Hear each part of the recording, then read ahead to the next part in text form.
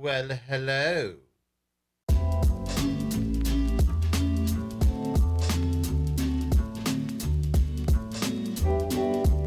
What's up, everybody, and welcome back to Sounds Good Makes Sense, a discussion show for the World of Warcraft player. My name is Devilor, and today we're going to finally talk about that overly complicated upgrade system for items in the War Within that I keep complaining about on all those previous episodes. We'll talk a little bit through how it works. That's not really the point of the video, but I'm going to need to lay some groundwork so that you can understand where I'm coming with certain points. So we'll talk a little bit about how the upgrade system actually works. We're going to talk about some of the issues that I see with it, and then of course talk about some ideas for how to improve it. And again, this isn't really a how to use the system video, although you'll probably, if you're unfamiliar with how to use it, you'll probably pick up a few things going through it. This is more of a why it's so hard to understand how to use it video. And to get started in this whole discussion, I want to take a moment to talk about the concepts of what I consider at the very least to be something being complicated versus something being complex. These are two words that basically mean the same thing, so it's really just semantics that we're talking here, but I tend to use these words to sort of describe the way that a system works in two different ways. And since I'll be using both of these terms throughout the video, I figured it was a good idea just to sort of let you guys know what I mean when I say these words before we continue. So complexity is great. I love a complex system. I love something that has a lot of meat to it and something that you can really, really dig into. It means when I'm talking about a system that is complex, I mean that it has a lot of depth. There's a lot to really dig into. There's a lot of like potentially moving parts to it. There's ways to improve on things within this system. There's ways to master this system so that you can feel like, yes, I've done the research into this. I've done the thinking about this. I've wrapped my brain around it, and now I can make something really good happen with this system. I've figured out ways to be more efficient and so on. And just for something to be a complex system, it doesn't just mean that there's a lot of parts. In fact, there are systems that I would consider fairly complex that actually only have a few things going on with them. There's just a lot you can do with those few things. In other video games, I can't think of a great example in World of Warcraft off the top of my head, but there are ways. Example, there is a hidden complexity to the Demon Hunter rotation at times, and has been at times in the past, where yes, they have fewer buttons than other classes, so it's not just that they have a lot of buttons to push, but there have been in the past, I don't know that current Demon Hunter really fits this, but there have been in the past ways that using those buttons in different different orders, different combinations, using the movement abilities to maximize damage and so on, has added some complexity where there wasn't that from the number of buttons. So that's kind of what I mean by that. But talking about complexity, the important thing is that everything is there for a meaningful reason. All of the systems are there. All of the different pieces and parts of it are there because there is a need for it to be there. It's not just something that got attached on for the sake of attaching extra stuff, which is where we come around to what I consider a complicated system. Complicated is a negative thing to me. Complicated just means there's a bunch of stuff here, and this is more involved than it needs to be to get this job done. There's more to this that actually needs to be there in order to make sure that this system is engaging and rewarding, and that players can interact with it in a deep way. There's literally just, I often tend to refer to it as just extra busy work. Like, why does there need to be these extra steps that they don't do anything other than make you click these extra buttons and so on? Let me use a completely different analogy to try and explain what I'm talking about. Say you go to an ice cream shop. If you've ever been to a Cold Stone Creamery or like a Baskin Robbins or similar, you go to an ice cream shop and you walk in and there's a whole bunch of like tubs of ice cream. Then there's a bunch of toppings you can put it on. There's a bunch of different like cones and bowls in various shapes and sizes that you can have them put it into. Maybe you have different like sprinkles, different like hard toppings, different like spreads or whatever that you can put on it. I don't know what to call, like caramel sauce, different sauces, I guess, that you can put on it. There's all these different options, but all of them are there for a reason. They're all things that you go in and you say, okay, there's that bucket, that bucket, that bucket, but those are three different flavors. I can pick one of those. Then I can pick the type of sprinkles and so on and so forth. That is a complex, in some ways, set of choices, or at least an example of a complex set of choices. But each one of those choices is there for a reason, so that it has like an actual impact on the end result of the ice cream that you're going to get. The idea that I'm trying to express when it comes to the concept of a complicated system would be if you went into said ice cream shop and there were just 12 buckets of the same chocolate ice cream, and then 12 little dishes of the same chocolate sprinkles, and then 12 cartons of the same chocolate sauce. So it's just chocolate was your option. You were only ever going to get chocolate with chocolate with chocolate. but then still the clerk behind the counter is like adamant that you pick which specific one of these chocolate buckets. You can't just walk in and say, hello, I'd like the chocolate, please. You have to walk in and say, I want that chocolate bucket and that chocolate sprinkle and that chocolate syrup, even though they're all the same thing. That is an example. It's a ridiculous one, obviously, but that is an example of what I'm talking about when I say something is unnecessarily complicated. There is no actual impact and no actual benefit for this different sets of choices or whatever going in place here. It's literally just there to be extra annoying, I guess. So the important thing for me and the difference between a complex system and a complicated one is that the choices are meaningful and that the extra bits and bobs, the different moving parts, the different elements of the system, there's meaning to each of them and there's a purpose behind each of them, and they're all serving some, they're either solving some problem or adding some element of gameplay, one of the two. And it's worth noting as well that sometimes, like when a system, like there's a lot that is subjective about this thing. Sometimes when a system becomes overly complex, it can become complex to the point that it just becomes complicated for a player by virtue of the fact that there's enough going on that they're just not going to understand it, right? If it reaches a point where when a player interacts with this, like if you take a given player and they reach a system and they look at it and go, I don't understand this at all, then those choices become non-meaningful again, because they're not making them out of any specific like educated purpose or specific like reason why they think this is the thing I should do or that's the thing I should do. They're just looking at the system and going, I don't know, I'm just going to click buttons. And at that point, it's no longer like a deep, complex experience for them at the very least. And sometimes that does mean that the system just has way too much going on, but it can also, like, there's definitely cases where it's just you're not playing the right video game. Like you're just not the target audience for that specific type of content. I'll use a personal example here. So I love ARPGs. Last Epoch is my personal favorite ARPG that's on the market and current and being updated right now. It's great. It has a lot of very, very complex systems to it, but they all feel complex with a purpose. They all feel like that all of these different elements to it and everything that's there is there for a reason and is for a clear reason. And it actually benefits my gameplay and it makes things more fun for me as a player. I will contrast that with Path of Exile, which is by far my least favorite ARPG. And yeah, I know, get in the comments if you hate me for that, whatever, it doesn't matter.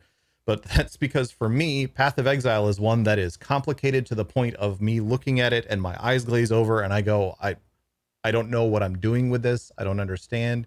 Like people tend to make the meme of like looking at the Path of Exile like talent tree or whatever it's called, the skill tree, and that's overly complicated. But that's not even including like now there's all the gems that you have to put in your gear and all these other like abilities and stuff that you got to interact with, and that's just as far as I've gotten into understanding Path of Exile. I am sure there is more to it beyond that as well, but that's the point where I look at Path of Exile and I go, I don't understand this. I'm either going to read a guide and just do whatever it tells me to, which isn't very exciting to me, or I'm going to go play Last Epoch. And in my case, I'm just going to go play Last Epoch. But that's what I mean about an example of where there might be a case where it's just not the right target audience for a player, because there are a lot of people who love Path of Exile. And the fact that it's such a complex system that they can really, really, really, really, really dig into is part of that. For me, it's complicated. For them, it's complex. That is what I mean by it being somewhat subjective. But again, this is just me all trying to explain what I'm talking about when I use those two words, complex or complicated, as we go through the video, which I should probably actually get around to the actual point of the video at some point. So let's move on. World of Warcraft is very clearly a game that is intended to have a very wide target audience. Like it's intended to be a game that anybody can pick up and play, at least nowadays in 2024 in the modern game. Classic notwithstanding, modern WoW is intended to be a game that you can buy a copy of it, you can sit down, you can get into it, and you can start having fun, no matter who you are. It's meant to have a very wide target audience. And it's important to remember that any system that is presented to a player does need to be something that that player can then interact with and understand and approach and be able to get into within reason, I would say. Like, the word reason actually is pretty important to put in that, because I don't think the game necessarily needs to cater to like the lowest possible denominator. Like if you were to find the absolute dumbest World of Warcraft player, like this is the person who they just do not understand anything, and you're surprised that they managed to turn on their computer and even log into the game in the first place. That person doesn't necessarily need to inherently understand every system that they come across. It's okay if someone has to explain it to them at some point. They should still be able to have fun. Like I feel like in World of Warcraft, the goal is everyone who plays this game can have fun if it's the type of game that's for you. But we don't necessarily need to worry about making the system so easy that literally everyone can just inherently understand it. It's more about like, what is the average player experience? What is the normal, reasonable human who reaches this situation going to take away from understanding the system and trying to get into it? And looking at the gear upgrade system in particular, it's pretty clear that this one is not just intended for hardcore players. Like, you get adventurer gear from world quests, you get explorer gear from like doing normal dungeons. Like, you get stuff that interacts with this upgrade system pretty much no matter who you are. Like, the most casual player in World of Warcraft will probably get a piece of adventurer gear at some point, which then means that they need to start getting into understanding, and they're being presented this upgrade system that now has a bunch of moving parts going on with it. So it's clearly the intent is that pretty much everyone in the game interacts with this upgrade system.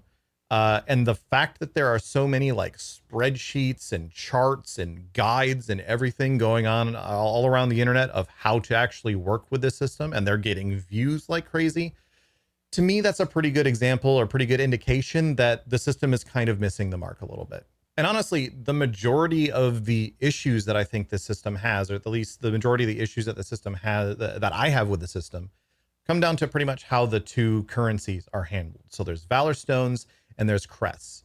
Valor Stones, these come from almost everything. There's a cap on the amount that you have, but there's no like season-wide cap or anything like that.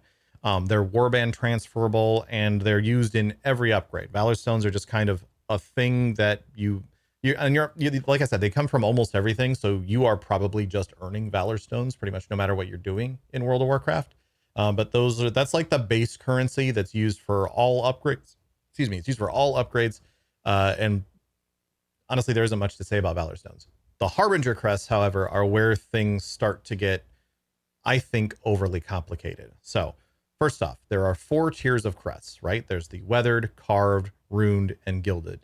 And if you're watching this video as I'm talking here, you're going to notice me glancing over at my screen a whole lot because I had to take notes for a lot of this, because otherwise I was going to forget parts of this system as we're going through it, because there's so many different names for things that don't line up with anything. Anyway, we're going to get to all my complaints in a second. Let me finish talking about crests first. So there's these 4 tiers of crests. Each of those tiers of crests have their own seasonal cap. So there's a total number of these that you can earn throughout the season. You can't like that technically also is a cap on the number that you are carrying, but that cap will continue to increase as the season goes on. You'll be able to earn more of them, so you can kind of catch up a little bit if you come into the system, if you come into the season later on. These are also not warband transferable, but I'm going to come back to the warband thing in a second. Now, those crests are earned from increasing difficulties of gear. So like weathered crests, you earn from doing heroic dungeons and LFR.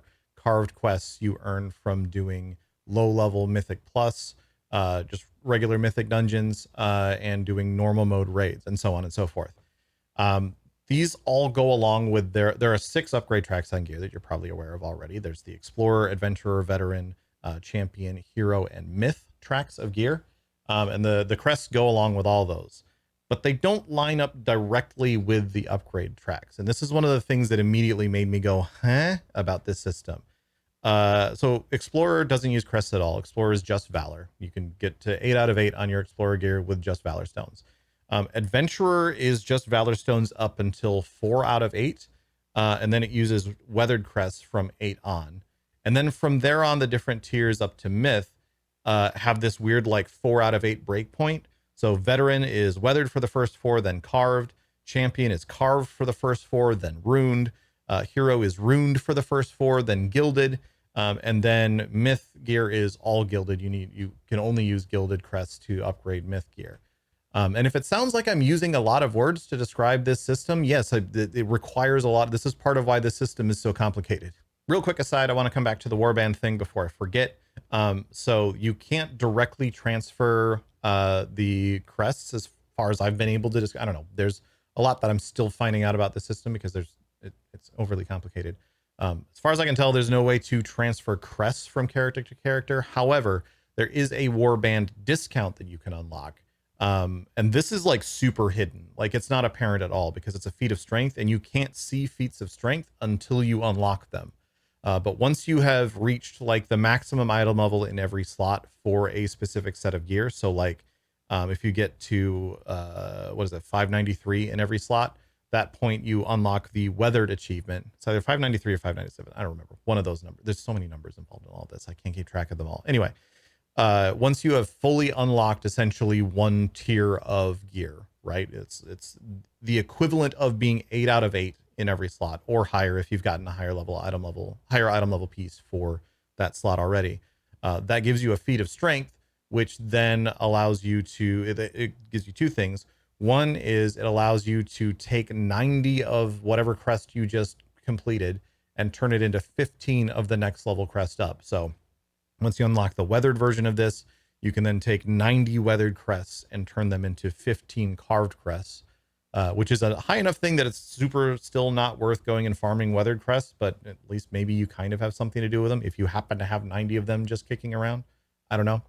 The other thing that it unlocks, however, is that for all your characters on your warband, anything that costs weathered crests now costs 5 less of them. Anything that, for whatever tier it is, in this example, we're talking about weathered crests. Every tier that it, whatever tier that it is, used to take 15 crests to upgrade a piece of gear. Now it only takes 10. And that's cool. I like that. It's just dumb that the only way to find out about this is to actually unlock it.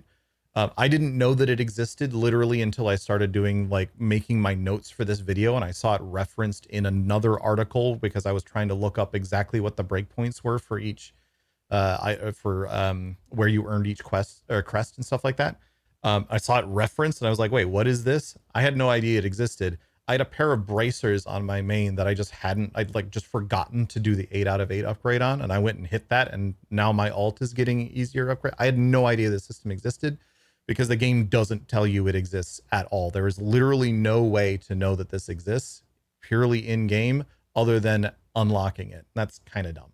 That does remind me of a side point that I wanted to make as I'm going through this video. I'm obviously coming from the perspective of someone who did not experience this system in Dragonflight. This is my first experience with it, really, at least. This is my first experience with it in the War Within. In fact, this system was part of why I chose not to play the rest of Dragonflight, because when I tried to get back into Dragonflight, I immediately had all of this stuff put in my face because I ran a couple of M+ dungeons with some friends. And there was all of this stuff going on. There's all these different currencies and everything. And I was like, I do not understand this. I don't want to take the time to understand this 3 seasons into this expansion. I'll figure this out later. And I never got back around to it until the War Within actually came out. So there's probably a lot of things that people who were around during Dragonflight when this system was first implemented will just understand naturally because you've been there through the entire growth of this system. And I understand that. That doesn't make it a good system for someone, especially at the start of an expansion. There's going to be a lot of returning players at the start of an expansion. It needs to be understandable by people who did not play the back half of Dragonflight. But that also makes me ask the question, why is this so complicated? Like, is there something that occurred in Dragonflight, or is there something that occurred in the past that makes them want to make this system so incredibly complex to the point where it is now bordering on being overly complicated? I think part of that is I believe they're trying to avoid a Maw of Souls situation. If you remember, this I think is why the crests exist at the very least. If you remember back in the Legion days, when artifact power and farming artifact power to level up your artifact as quickly as possible in like the first tier of Legion was like the most important thing for a hardcore player to do. We had Maw of Souls, and if you had a +2 to I guess like a +4 key, you were royalty in the pre-made group finder. Your key was immediately going to have a bunch of heroic and mythic raiders in it the second you listed that key. And the reason was they didn't want the gear from your +2 Maw of Souls. They didn't care about the item level in there. It was just that this was the fastest and most efficient, and I think one of the only like repeatable ways to farm artifact power at the time. So what happened was people would just farm this easy content because it gave them artifact power, and they would just run it back, run it back, run it back, run it back, run it back, go, go, go, go, go. Nothing but Maw of Souls all day, every day, forever, because they were trying to level up their artifact so that they could get progression using that leveled up artifact in their heroic or mythic raids. That was a real problem back during Legion, and that's something that Blizzard has been trying to avoid re-engineering going forward. I think this is why the crests exist, and it's not just Valor all the way start to finish, because if it was just the same currency for everything, Essentially what would happen is you would get someone to carry you through a high level key so you could get some hero gear or something, and then infinitely farm like +2 delves or something like that, +2 mythic plus anything that gave you valor stones and was infinitely farmable. You would just infinitely farm that and level up your hero gear all the way to 626 by doing easy content. And that would be very boring and very effective. So people would do it anyway, because like when something, especially in an MMORPG, where the whole point of the game is character advancement, people will do very boring stuff that they don't want to do in order to advance their character, because that feels like that's what the game is for them. Anyway, that's why I think the crests exist and why it's not just Valor all the way start to finish. And that I think is a good thing. Like it's important to give players an incentive to continue running more challenging content, and content that they are more likely to be enjoying at that gear level and finding engaging, as opposed to just a straight up snooze fest like grindathon, because they're trying to be as efficient as possible so that then they can have an advantage in some other content that they do actually enjoy doing. I think that existing is a good point. I think that's why there are two currencies as of right now, as why it's not just Valor. The big question for me coming off the back of that, though, is then why do we have these weird 4 out of 8 breakpoints? Why is it that when you get halfway through a set of champion gear, for example, you then need to switch to a different crest to be able to get the remaining 4 points on that champion gear?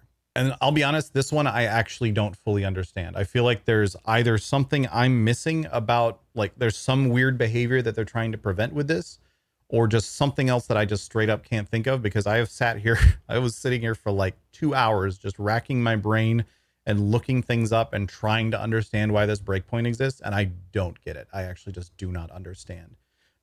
So example of what I'm talking about and why I think it doesn't like work out to be anything meaningful at any rate.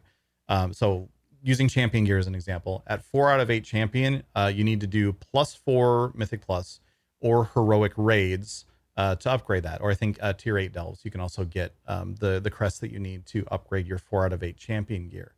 The issue is, if you're doing any of that content, including the delves, if you count stuff that comes from the Great Vault, you're at the point where you're getting hero gear from like I said, from the Great Vault for mythic plus or for delves. Even at just a +4, you're getting a +4 or a tier 8 delve, you're going to get hero gear from your Great Vault. And if you're doing heroic raids, you're getting heroic raid drops at that point. Like you're just getting hero gear from that. So at that point of your 4 out of 8 champion gear, you need to be doing stuff that drops hero gear in order to be able to get the runes that you need, or get the crest that you need, the rune crest that you need to upgrade your champion gear. Now, I could potentially see an argument that having it built that way means that, okay, cool, yeah, you're trying to get these next crests, and that means that you're getting this higher tier of gear in the process. So now you have incentive to push on to higher difficulties, because eventually you're going to need another crest to upgrade those things. So maybe that idea of, yeah, while you're getting these crests for your champion gear, we'll start giving you some hero gear so that you can want to push to this higher level content. I can sort of see an argument for that mindset of, let's try to encourage players to sort of drip feed them into more and more difficult content as they go on. The problem is, I don't see this actually influencing, like raiders aren't going to get influenced by this at all, right? Like, because a raider, if you're someone who is cleared normal, either you're going to move on to heroic or you're not. Like there's no amount of, ooh, but maybe we'll get some runes to upgrade our champion gear. Like that, it's either you're going to move on to heroic or not. If you're a heroic raider and you've cleared heroic, you're either going to move on to mythic or you're not. Like I don't see this really influencing raider behavior at all. And then the second problem is, as soon as you start giving them this higher level gear, as soon as you start giving someone hero gear, it is actually a bad idea for them to be spending these crests on their champion gear. Like, unless they've managed to farm a ton of these crests, and they're just not getting drops or something. You really want to be putting those crests towards your hero gear, because there is a limited number of them that you can get, and it is a seasonal cap. So it's actually kind of just creating this weird trap for players where you can, in order to try to upgrade, basically, if you're spending these crests on upgrading your champion gear while you have the ability to gain hero gear, you're kind of messing up. I don't know. I cannot think of a logical reason why to have the 4 of 8 little weird breakpoints that exist in there. I don't understand why that's there. Um, I I don't get it. So moving on, talking about some things that I'd like to see to clean up the system. One of the first and biggest ones on my list is just line up the crests with the upgrade tracks. Like literally just like take the crests and line them up with the upgrade tracks. Yes, there's more upgrade tracks, excuse me, than there are crests. Either add a crest. There's already too many currencies in War Within anyway, but maybe this is one of the rare cases where adding a currency would actually make things make more sense.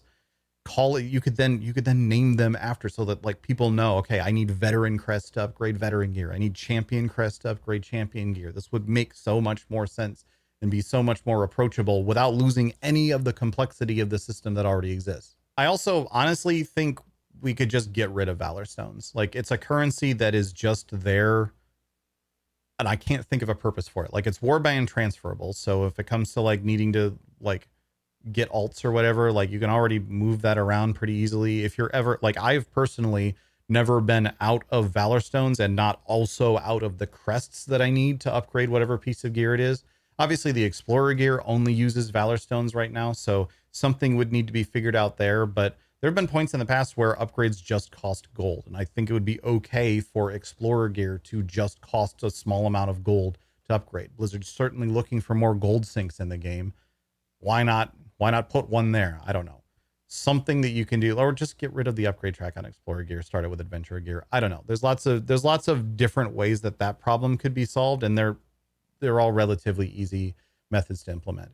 I would love to see like just have Adventurer crests, veteran crests, champion crests, hero crests, and myth crests, and stop with the like different names for different things, and then needing to switch crests in the middle of upgrading an item. But if you do that, you're kind of screwing up, because then you're not going to have those crests to upgrade the higher level item that you are going to have accessible to you, because you have to be doing content that gets you that gear in order to get those crests in the first place. Like it seems like a lot of nonsense to me. And I don't think that Valor Stones are adding anything to the system whatsoever, because again, they're a currency that you get from doing kind of anything. So if you're doing anything that earns you those crests, you're probably earning enough valor to get it anyway. And if not, you can transfer it from an alt or something. Like it's whatever. The Valor Stones don't need to be there. There's also probably a lot of UI work that could be done to make this system easier to understand. One easy one: add what gear each crest upgrades to its tooltip. Especially if they're not going to go as far as getting rid of the 4 out of 8 breakpoints, just add a line in there that says upgrades veteran and champion gear, or upgrades hero and myth gear, or something like that. So that when you're looking at these different terms and it's like, okay, this is a carved crest, this is a weathered crest, what the heck is the difference between carved and runed? That doesn't mean anything to me. This was a big part of why I was having so much trouble with the system early on. I was like, wait, I got carved crests for this. What are those used for? I don't actually know what pieces of gear this needs to go on. And in fact, in game, currently the only way to reference that is to actually plug one of those pieces of gear into the upgrade UI and see what currency it says that you need to use for it. So putting that on the tooltip, that would just help a lot with like the base level understanding of how the system works. Another thing that I would love to see is just color code these things, like WoW has always had since the beginning: green, blue, purple, and yellow. There's 4 crests, make them green, blue, purple, and yellow. Right now they're like purple and then blue and then a different purple and then a different blue. And that, why? Like there already exists this clear and obvious like progression of quality and progression of like loot level that has been in the game since literally 2004. Why not just use that? I would also like to see, like, there's the vendor that allows you to transfer crests from one type to another has some dialogue options in there, but they're basically useless. I would love to see some dialogue options in there that actually explain the system a little bit more, so that as a player, if you're confused about it, you can walk up to this guy and you click on him and there's like, what do crests do? What are weathered crests used for? How do I get more of these crests, and so on? Like give a big old dialogue tree on this guy, so you can sit there and reference this information somewhere in game without having to tab out to Wowhead or whatever to actually look it up. And having it being presented in such a way where it's going through a dialogue tree would allow players to take it at like little bite-sized bits of information, So then they can click on it and be like, okay, this is the answer that I need right now. Let me just look at that. There's a lot of systems currently in War Within that I think would benefit from this, like the crafting orders system. For people who are not as into professions, it would be very helpful to have a NPC you could talk to that gave you a like line by line dialogue tree of options to talk about for this stuff. Also, the catalyst is something that like these are all things that technically there is at some point a like tutorial quest that's supposed to teach you how this stuff works. But most of the time, the tutorial quests are literally just like, how do you click the buttons? And I already understand how to click buttons in a video game. I just need to know what the buttons do when I click them, and how do I get the things that let me click those buttons. And then even then, the tutorial quests, even if they have all that information, you can't reference it later. So if you're like me and you're somebody who has been trained by 20 years of World of Warcraft questing to click on a quest and then immediately go do whatever icon pops up on the map and not read the quest text, because let's be honest, that is how quests have worked in World of Warcraft since, I don't know, TBC? Was it Wrath of the Lich King where they started adding the little markers that told you where to go? Ever since you didn't have to read quest text to even understand where you were supposed to go in the first point, reading quest text has not been a thing for me in World of Warcraft. Like I'm not going to sit there and read every single quest just in case it happens to have some super important information that I can't reference later. So give us some more dialogue tree options on some of these NPCs that let us understand and reference later how this system works if we don't remember.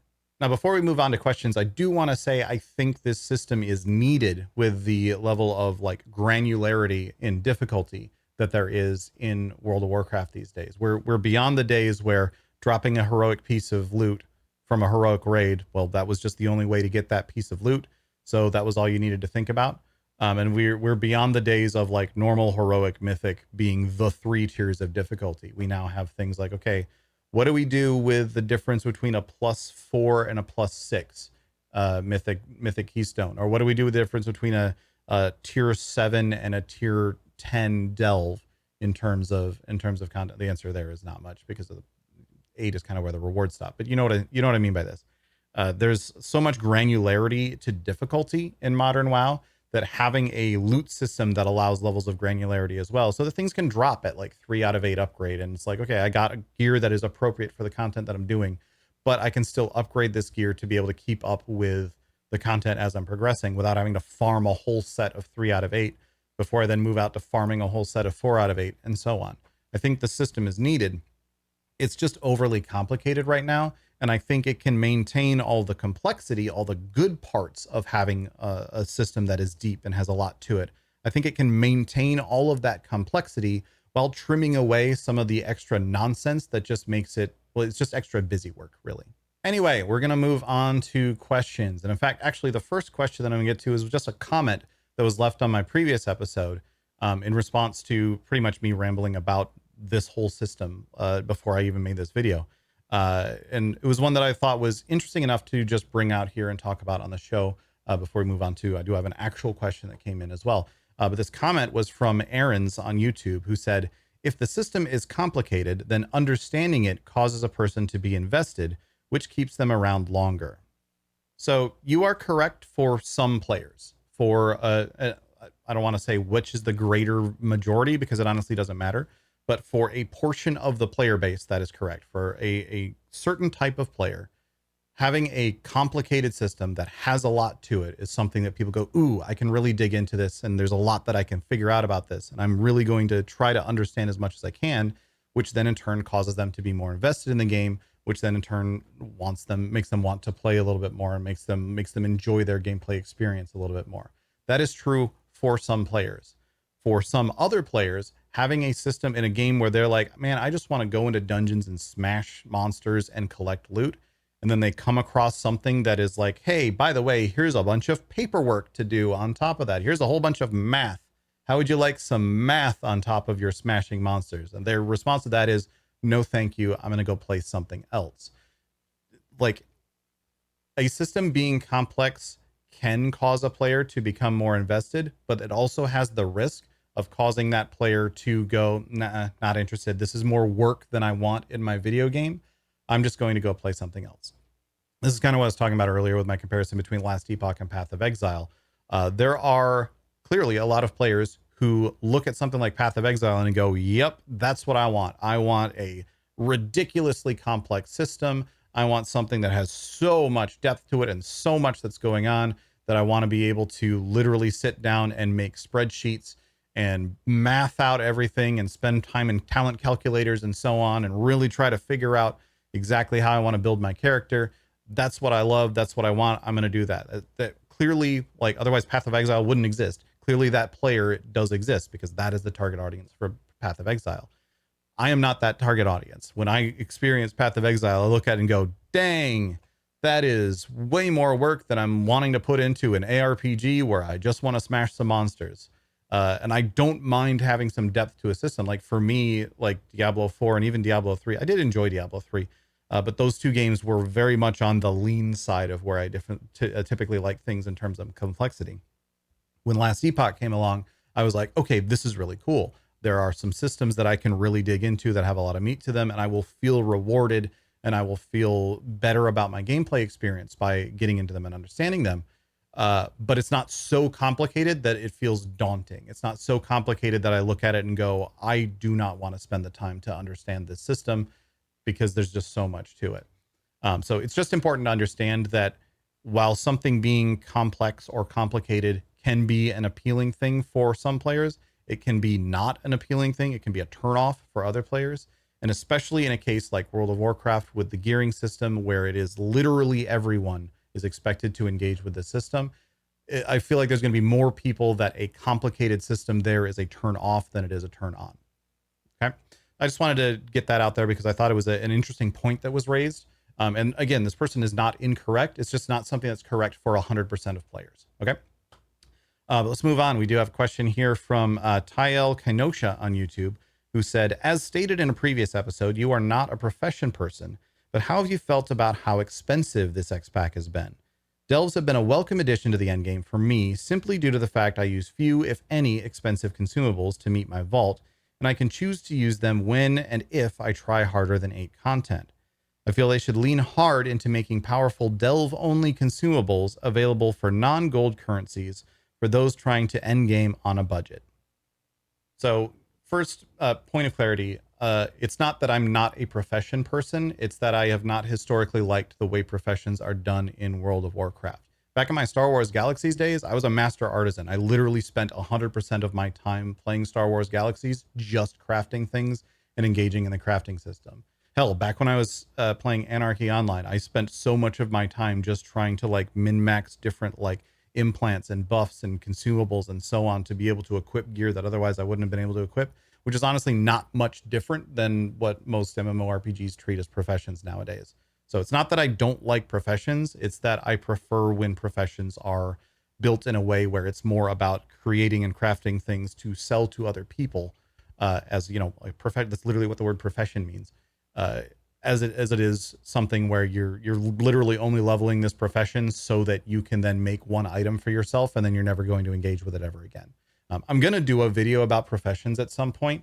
I want to understand the War Within profession system a little bit more because it's possible my opinion on WoW's professions changes once I understand that system a little bit more.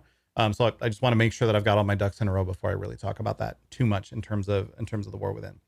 I've been learning things about it recently that make me think it might actually be what I'm looking for now. So anyway, getting to the question itself, how expensive this expansion has been.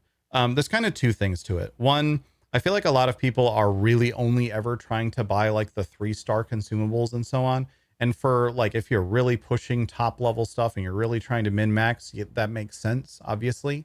But if you're just trying to grind out some like +6s, +7s or whatever, the like 1 and 2-star things are fine.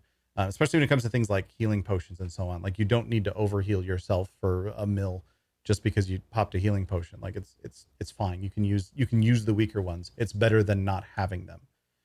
So I think that's something that is available to players that a lot of people just sort of gloss over and look past because they're like, ew, I don't want the 1-star one, even though it's still better than not having any. Number two, it's important to remember that the vast majority of the in-game economy is pretty much determined by players, right? Like obviously a lot of it is in terms of gold income, like the gold that is created and added to the overall economy. That's determined by Blizzard in terms of how much money they're actually giving out to players. But ultimately, it settles on how much are people willing to spend on things. That's what people are then buying them for. So when you see your flask or whatever listed for 4,000 gold, and you're like, dang, why is each flask cost 4,000 gold? The answer is because somebody's going to pay 4,000 gold for it. Because if they didn't, then someone else would be listing them lower and lower and lower and lower. And as time goes on, especially now that we have the region-wide auction houses, it literally just comes down to at what price do they sell, because that's the price that people are willing to pay for them. Now, there are a lot of different things that can contribute to that. There's lots of different things that can cause that to skew for certain players in different ways. It's not, economies are not so simple as to be described in a single sentence, but it is important to keep in mind they wouldn't be listing them for that price if they weren't regularly selling for that price. Talking about consumables, I'll be honest, I've been doing 7s and 8s. We did a 9 the other day. The 9 was the first that I used consumables on.